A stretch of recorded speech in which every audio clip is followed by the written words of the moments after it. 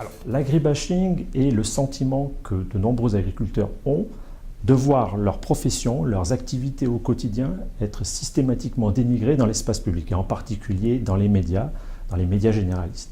Donc l'agribashing, ça ressemble à ça.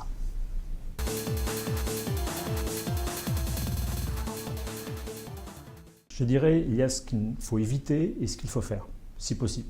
Alors ce qu'il faut éviter, c'est répondre aux attaques de façon systématique, faire des adversaires, entre guillemets, des associations, des ONG, la cible, l'obsession du monde agricole, ça c'est ce qu'il faut éviter. Et un certain nombre de réflexes aussi qui consistent à avoir des arguments techniques, à avoir des arguments un petit peu de la com pour aller vite.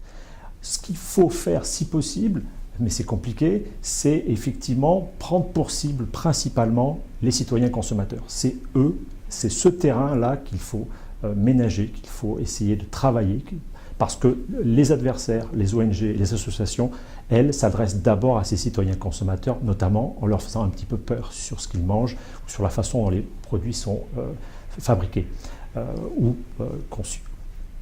Et je dirais qu'il faut aussi ménager un petit peu ce que j'appelle le storytelling, ce qu'on appelle communément le storytelling, c'est-à-dire raconter une belle histoire à propos de l'agriculture, en l'occurrence l'agriculture conventionnelle, ce qui n'est pas nécessairement le cas.